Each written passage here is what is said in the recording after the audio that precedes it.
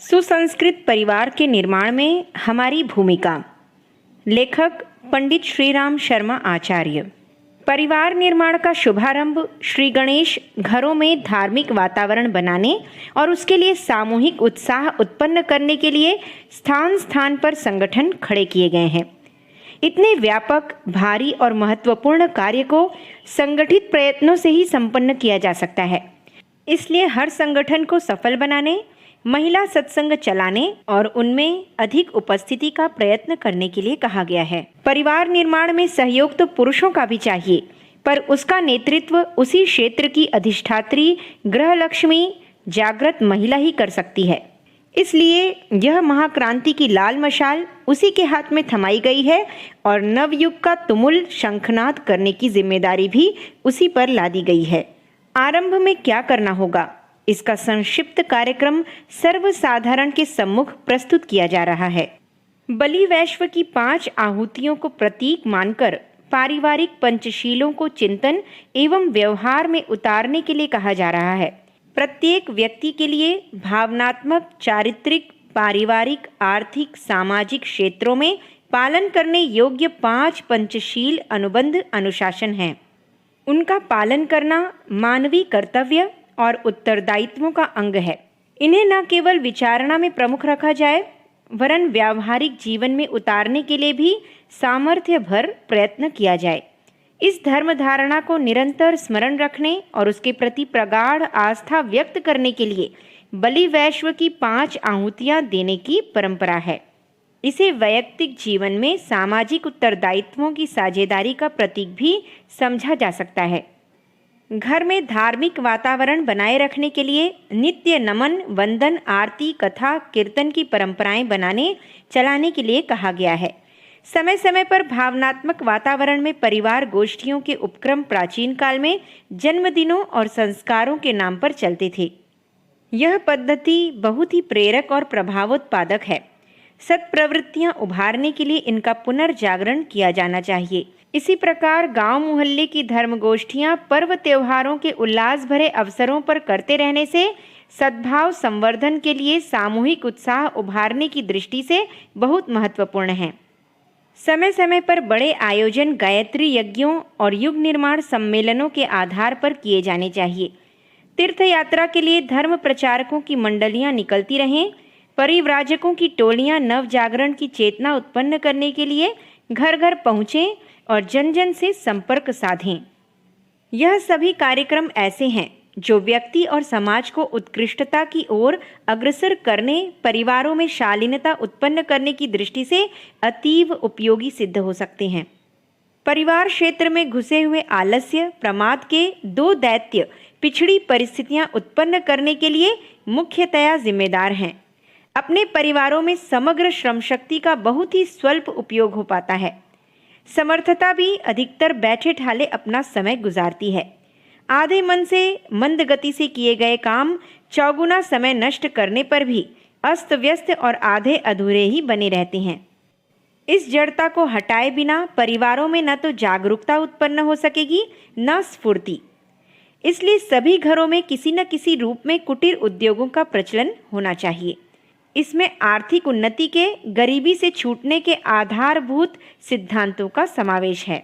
श्रम और मनोयोग का समन्वय करके उसे उत्पादन में नियोजित किया जा सके तो आर्थिक लाभ से भी अधिक हित साधन व्यक्ति के स्वभाव और दृष्टिकोण में उपयोगी परिवर्तन होने का है।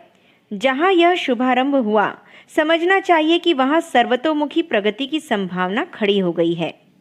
परिवार निर्माण का दूसरा पक्ष है शिक्षा संवर्धन। शिक्षा के 2 रूप हैं, एक अध्ययन, दूसरा स्वाध्याय। इन दोनों को ही समान रूप से महत्व देना होगा। स्वाध्याय के लिए हर घर में एक प्रज्ञा पुस्तकालय होना चाहिए, जिसमें चुना हुआ ऐसा साहित्य ही रखा जाए जो व्यक्ति, परिवार और समाज के नव निर्माण में व्यावहारिक मार्गदर्शन कर सके। ऐसी एक भी पुस्तक न रहे जो गंदगी एवं विकृति को परोक्ष रूप से प्रोत्साहन देती हो। साहित्य का उद्देश्य है चिंतन को परिष्कृत करना। यदि उद्देश्य का ध्यान न रखा जाए और बचकाने मनोरंजन के लिए भ्रष्ट पुस्तकें एकत्रित कर ली जाएं, तो उसे रसोई घर में विष पकाने की तरह ही समझा जाएगा। सत्साहित्य को शिक्षित लोग नियमित रूप से पढ़ें और बिना पढ़ों को पढ़कर सुनाएं। इन दिनों सत्संग का यही व्यावहारिक स्वरूप है। नवसृजन के लिए यह प्रक्रिया अनिवार्य रूप से आवश्यक है। इसी तथ्य को ध्यान में रखते हुए युग निर्माण योजना की सदस्यता की शर्त में 50 पैसा और 1 घंटा समय ज्ञान यज्ञ के लिए निकालने की बात जोड़कर रखी गई है। ज्ञान घट रखने और झोला पुस्तकालय बनाने का तात्पर्य विचार क्रांति अभियान को निरंतर गतिशील रखना है। जिन परिवारों में प्रज्ञा पुस्तकालय नियमित रूप से चल पड़े, समझना चाहिए कि गृहपति ने अपना 3/4 वजन हल्का कर लिया। स्वास्थ्य संवर्धन की दृष्टि से हर परिवार को नए सिरे से विचार करना होगा और नई परंपरा आरंभ करने के लिए साहस जुटाना होगा। भोजन पकाने के लिए खाद्य पदार्थों के चयन की वर्तमान पद्धति में भारी दोष है। उसमें आमूल चूल नहीं तो क्रांतिकारी परिवर्तन तो करना ही होगा, अन्यथा स्वाद के नाम पर पेट में अभक्ष्य ठूंसा जाता रहेगा और स्वास्थ्य की बर्बादी का यह कारण बने रहने से दुर्बलता एवं रुग्णता से छुटकारा मिल ही नहीं सकेगा। समय कुसमय खाने और गर्म रोटी की मांग करने से पकाने वाली के समय की कितनी बर्बादी होती है, इसका अनुमान लगाया जाना चाहिए और प्रचलन ऐसा होना चाहिए कि चौका नियत समय पर आरंभ और बंद होने का नियम बने और चले। श्रम संतुलन, विनोद, मनोरंजन का परिवार के हर सदस्य को उपयुक्त अवसर मिले।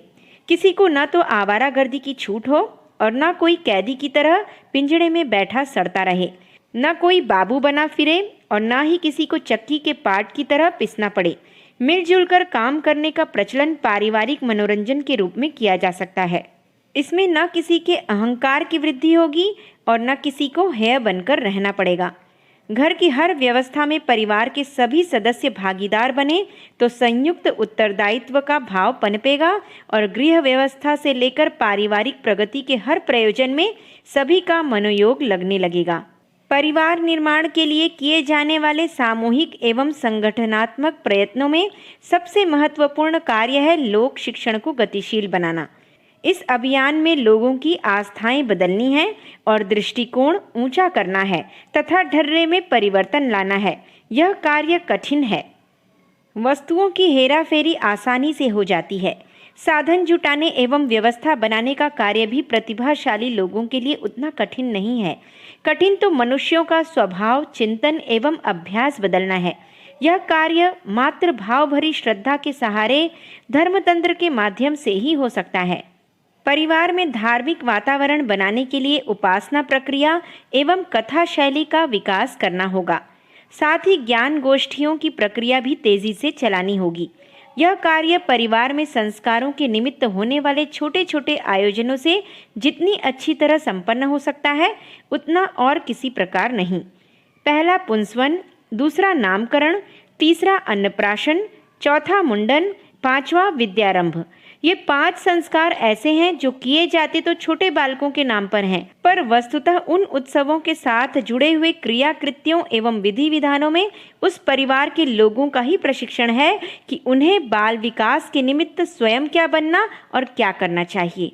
उन धर्म कृत्यों के संचालक आयोजन में उपस्थित लोगों से कर्मकांड की व्याख्या करते हुए वह सब कुछ कह सकते हैं जो उस परिवार को परिष्कृत करने के लिए कहा जाना आवश्यक है। बच्चों को सभी प्यार करते हैं और उनके कल्याण की कामना एवं हर्ष अभिव्यक्ति के लिए उत्सव मनाने की इच्छा सभी को होती है। जन्मदिन आदि पर चिर पुरातन को नित नवीन के साथ जोड़ देने से श्रद्धा और विवेक का समन्वय बन पड़ता है और उसका प्रतिफल हर दृष्टि से उत्साहवर्धक होता है। इन धर्मोत्सवों को प्रशिक्षण परक और सरल सस्ता बनाया जा सके तो उससे अच्छा परिवार प्रशिक्षण दूसरा हो ही नहीं सकता। अभियान द्वारा निर्धारित पद्धति में यह दोनों ही तथ्य भली भांति जोड़ दिए गए हैं। आतिथ्य, झंझट भरी परिपाटी एवं दक्षिणा की लूट खसोट के दरवाजे पूरी तरह बंद कर दिए गए हैं ताकि निर्धन से निर्धन और व्यस्त व्यक्ति भी इन योजनाओं के सहारे अपने परिवार में प्रभावी हर्षोल्लास का आनंद ले सकें। इसी प्रकार शाखा सदस्यों में से ही ऐसी महिलाएं प्रशिक्षित की जा रही हैं जो इन आयोजनों के कर्मकांडों की व्याख्या करने के साथ साथ उस परिवार को, उपस्थित समुदाय को अभिष्ट प्रेरणाओं से अनुप्राणित कर सकें। इस प्रचलन को आरंभ करने एवं गतिशील बनाने में बहुत कठिनाई नहीं है, क्योंकि परंपरा प्रवाह साथ जुड़ा होने से महिलाओं को उसके लिए सहज ही सहमत किया जा सकता है। बाल मंगल के नाम पर वे कुछ भी कर सकती हैं, फिर छोटे धर्मानुष्ठानों में तो उनका सहज उत्साह होना स्वाभाविक है। संगठन द्वारा घर घर जाकर अथवा ज्ञान गोष्ठियां बुलाकर महत्व बताने एवं उत्साह उत्पन्न करने का प्रयास किया जाए तो घर घर से इसकी मांग उठेगी और संगठन को इसकी व्यवस्था बनाने के लिए सुविस्तृत एवं सुनियोजित प्रबंध करना पड़ेगा। बच्चों के संस्कार आयोजन महिलाएं ही मिलजुल कर लिया करें, किंतु सदस्याओं एवं सदस्यों के जन्मदिन ऐसे हों जिनमें नर नारी सभी की उपस्थिति बड़ी संख्या में होनी चाहिए और उन्हें सफल बनाने के लिए अपेक्षाकृत अधिक दौड़ धूप की जानी चाहिए। जन्मदिन के आयोजन में व्यक्ति निर्माण के समस्त तत्व विद्यमान हैं। आत्मनिर्माण के लिए जितनी प्रेरणाएं अभिष्ट हैं, व्यक्ति विशेष को जो संकेत किया जाना आवश्यक है, वह सब कुछ आयोजन के क्रिया कृत्यों की विवेचना करते हुए ही कहे जा सकते हैं। परिवार निर्माण और आत्मनिर्माण की समन्वित शिक्षण प्रक्रिया जन्मदिन आयोजन के भाव भरे वातावरण में इस प्रकार चलाई जा सकती है कि उसका गहरा प्रभाव पड़े और तदनुकूल आचरण का क्रम चल पड़े।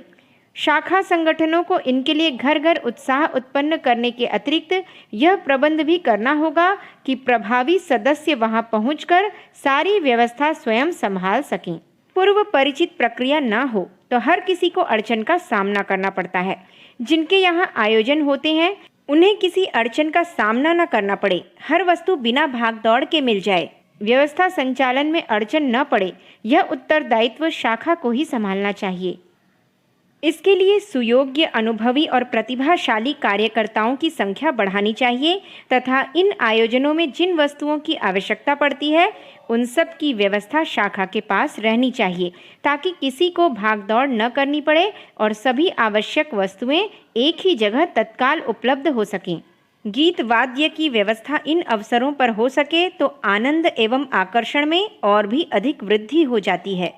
महिलाएं आपस में मिलजुल कर भजन मंडली बना सकें तो बहुत ही उत्तम है, अन्यथा आवश्यकता अनुसार पुरुष गायक वादकों का भी प्रबंध किया जा सकता है।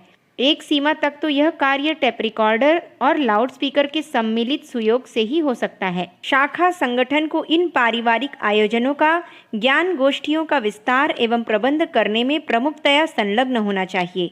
प्रचार प्रक्रिया के समतुल्य ही दूसरा पक्ष है साधन जुटाना। यह कार्य भी संगठन को ही करना चाहिए। विद्यालय के लिए, सत्संग के लिए, दफ्तर के लिए उपयुक्त स्थान चाहिए। इसके अतिरिक्त प्रचार साधनों के लिए पैसा चाहिए।